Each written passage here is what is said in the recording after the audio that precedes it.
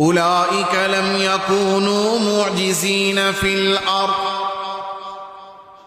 وما كان لهم من دون الله من أولياء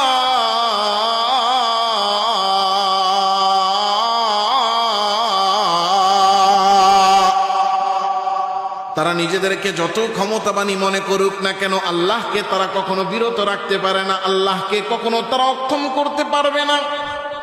আল্লাহ তাআলা রব্বুল আলামিনের যে বিধান, সেই বিধানকে পরিবর্তনও তারা করতে পারবে না। আল্লাহ তাআলা রব্বুল আলামিনের অবস্থানকে তারা পরিবর্তন করতে পারবে না, আল্লাহর অবস্থানকে তারা নষ্ট করতে পারবে না।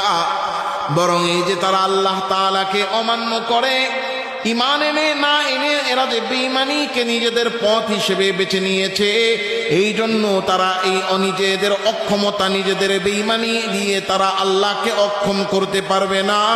এমনকি তারা আল্লাহ তাআলা রব্বুল আলামিনকেও অভিভাবক হিসেবে পাবে না। আর আল্লাহর বিপরীতে আল্লাহ তাআলা রব্বুল আলামিনের বিপক্ষে যে অন্য কাউকে তারা নিজেদের অভিভাবক বানাবে, এমন কোন অভিভাবকও তারা কিয়ামতের ময়দানে পাবে না। এক নাম্বার দল বেঈমান, আর দ্বিতীয় দল হলো আল্লাহ তাআলা রব্বুল আলামিন বলে দিলেন ঈমানদার। যারা বেঈমান তারা তাদের বেঈমানি দ্বারা আল্লাহ তাআলাকে ছোট করতে পারবে না, আল্লাহর রাজত্বের মধ্যে ঘাটতি আনতে পারবে না, আল্লাহ তাআলার ক্ষমতার মধ্যে অক্ষমতা তৈরি করতে পারবে না। এর সহজ কথা হলো, আমি আর আপনি আল্লাহকে মানি আর না মানি, না মেনে আমি যদি আল্লাহকে না মানি, আল্লাহর হুকুম না মানি, আমি যদি আল্লাহ তাআলা রব্বুল আলামিনের অবাধ্যতা করি, তো আল্লাহ তাআলার রাজত্বে যাররা পরিমাণও কমবে, কিন্তু ক্ষতি হবে আমার নিজের। ক্ষতি হবে কার? লা জারমা আন্নাহুম ফিল আখিরাতি হুমুল আখসারুন। আল্লাহ তাআলা রব্বুল আলামিন বলতেছেন, যারা ঈমান থেকে দূরে থাকলো তারা নিজেদেরকেই নিজেরা ক্ষতিগ্রস্ত করলো। তাহলে এক নম্বর বেঈমান, তার বেঈমানি দ্বারা, আল্লাহর অবাধ্যতা দ্বারা, নাফরমানি দ্বারা আল্লাহ তাআলার কোনো ক্ষতি হয় না, নিজেরা তারা ক্ষতিগ্রস্ত। আরেক দল হলো ঈমানদার। এই ঈমানদার যারা, আল্লাহ তাআলা রব্বুল আলামিন তাদের ব্যাপারে বলছেন ইন্নাল্লাযীনা আমানু, এক নম্বর ঈমান, ওয়া আমিলুস সালিহাত, ঈমান আনার পরে তারা করেছেন নেক আমল, ওয়া আখবাতু ইলা রাব্বিহিম, এবং নেক আমলের সাথে তারা অবলম্বন করেছে বিনয়কে, বিনয়কে গ্রহণ করেছে, অহংকারকে পরিত্যাগ করেছে। আল্লাহ বলেন এই তিন কাজ যারা করেছে, ইন্নাল্লাযীনা আমানু ওয়া আমিলুস সালিহাত ওয়া আখবাতু ইলা রাব্বিহিম, ঈমান এনেছে, নেক আমল করেছে এবং আল্লাহ তাআলার কাছে বিনয় অবলম্বন করেছে। আল্লাহ বলেন উলাইকা আসহাবুল জান্নাহ হুম ফিহা খালিদুন, এরা হলো জান্নাতি, আর জান্নাতে এরা ঢুকবে, শুধু ঢুকবে না, একবার ঢুকবে তো অনন্তকাল, চিরকালের জন্য জান্নাতে তারা বসবাস করবে। পৃথিবীতে এই দুই দল, এর বাইরে কোনো দল নাই। আমি আর আপনি যেই দলেই থাকি না কেন, সেখানে দাঁড়ায় আমি আমার নিজেকে প্রশ্ন করি যে আমার ঈমান ঠিক আছে কিনা। ঈমান যদি ঠিক থাকে তো আমি নেক আমল করছি কিনা, নেক আমল যদি হয়ে থাকে আমি বিনয়ী কিনা।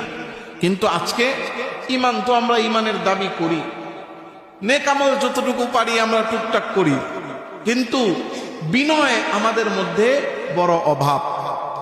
পুরো সমাজের উপর থেকে নিয়ে নিচ, শিক্ষিত থেকে নিয়ে অশিক্ষিত, বড় থেকে নিয়ে ছোট, ধনী থেকে নিয়ে গরিব, প্রত্যেকটা স্তরের মানুষ আজকে আমাদের অন্তরের ভিতরে অহংকার দিয়ে ভরপুর। যার টাকা আছে সে টাকা নিয়ে অহংকার, যার ক্ষমতা আছে সে ক্ষমতা নিয়ে অহংকার, যে বংশ আছে সে বংশ নিয়ে অহংকার। হ্যাঁ,